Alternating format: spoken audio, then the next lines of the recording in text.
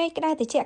អញ្ចឹងបើសិនជាយើងមានត្រីងៀតម្នាក់1គីឡូ2គីឡូទុកនៅផ្ទះគឺល្អមែនតើពេលណាដែលយើងចង់ញ៉ាំគឺញ៉ាំបានភ្លាមហ្មងជាពិសេសត្រូវជាមួយបបរសឬក៏បាយស្រូបទឹកអីគឺត្រូវមែនតើហើយត្រីនេះក៏ខ្ញុំមានជាត្រីផ្ទក់បងប្អូនអានេះខ្ញុំអត់យកធំពេកទេអានេះគឺរាងតូចមកល្មមទេហើយត្រីបងប្អូនអាចប្រើត្រីអណ្ដែងឬក៏ត្រីអីផ្សេងក៏បានដែរសម្រាប់ត្រីហ្នឹងគឺមានចំនួន1គីឡូតែ1គីឡូនេះគឺអត់គិតទាំងក្បាលអត់គិតទាំងពោះអីណាបងប្អូន1គីឡូហ្នឹងគឺគិតតែសាច់ទេហើយសម្រាប់ត្រីហ្នឹងគឺខ្ញុំយកវាមកវះជា2អញ្ចឹងដើម្បីឲ្យវាមានដោះកដាអញ្ចឹងទៅពេលដែលយើងយកទៅហាលគឺវាឆាប់ស្ងួតល្អបន្ទាប់ពីនឹងមកគឺយើងមកចាប់ផ្ដើមលាយគ្រឿងហ្មងសម្រាប់ទឹកត្រីខ្ញុំប្រើ2ស្លាបព្រាបាយទឹកប្រេងខ្យង2ស្លាបព្រាបាយដូចគ្នាអំបិលខ្ញុំដាក់1ស្លាបព្រាបាយប៊ីចេង1ស្លាបព្រាកាហ្វេបន្ទាប់ពីនឹងមកគឺជាស្ករចំនួន4ស្លាបព្រាបាយហើយសម្រាប់ម្រេចគឺខ្ញុំដាក់1ស្លាបព្រាកាហ្វេចំពោះម្ទេសហុយនេះវិញបងប្អូនដាក់ក៏បានអត់ក៏បានឬក៏តិចច្រើនតាមចំណង់ចំណូលចិត្តអញ្ចឹងណាហើយចុងក្រោយគេនឹងគឺខ្ញុំបន្ថែមប្រេងឆាចំនួន1ស្លាបព្រាបាយ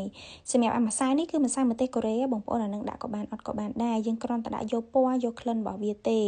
អានេះដោយសារតែខ្ញុំមានស្រាប់អញ្ចឹងណាប៉ុន្តែបើអត់មានចឹងមិនដាក់ទេបងប្អូនយើងដាក់ចូលហើយកូរច្បល់វាឲ្យចូលជាសព្វល្អសិនមកចាំយើងដាក់ត្រីចូលហើយយើងប្រឡាក់ជាមួយគ្រឿងឲ្យវារៀងជាប់មួយគ្រឿងបន្តិចសិនមកពេលដែលយើងដាក់ត្រីចូលអស់ហើយចាំយើងច្របាច់ម្ដងមួយ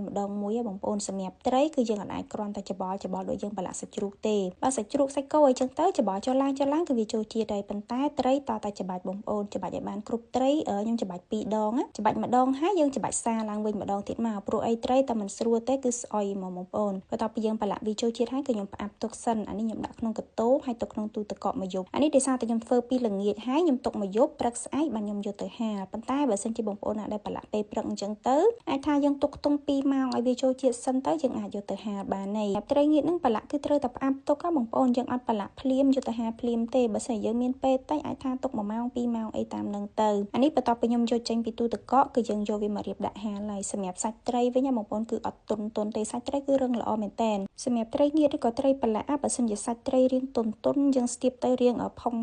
ផុយអាហ្នឹងគឺដឹងតែស្អុយបងប្អូនហើយសម្រាប់ការហាលនេះគឺខ្ញុំហាលតែមួយថ្ងៃទេអានេះគឺវាអត់ក្រៀមខ្លាំងទេណាបងប្អូននេះគឺមិនល្មមប៉ុន្តែបើសិនជាបងប្អូនណាដែលចង់ឲ្យក្រៀមខ្លាំងជាងនឹងក៏បានដែរហើយសម្រាប់ត្រីងៀតអញ្ចឹងបងប្អូនកុំទុកយូរពេកយើងកុំធ្វើលក្ខណៈថាម្ដង5គីឡូឬក៏10គីឡូអីទុកញ៉ាំមកយូរអញ្ចឹងណាអត់ទេត្រីងៀតអញ្ចឹងទុកយូរពេកខ្សោះបងប្អូនបើសិនជាទុកដល់មួយខែអីចឹងទៅវាលែងសូវមានជាតិហើយអញ្ចឹងហើយយើងធ្វើមកល្មមញ៉ាំខ្ទង់មួយអាទិត្យឬក៏លើសនឹងតិចតួចអីទៅហើយសម្រាប់រសជាតិដែលខ្ញុំប្រឡាក់នេះបងប្អូនគឺមកត្រូវជាតិឆ្ងាញ់ហ្មងរសជាតិនេះរៀងដិតបន្តិចប្រៃក៏មិនល្មមផ្អែមក៏មិនល្មមអានេះញ៉ាំជាមួយបាយក៏ត្រូវញ៉ាំជាមួយបបរក៏ត្រូវដែរហើយបើថា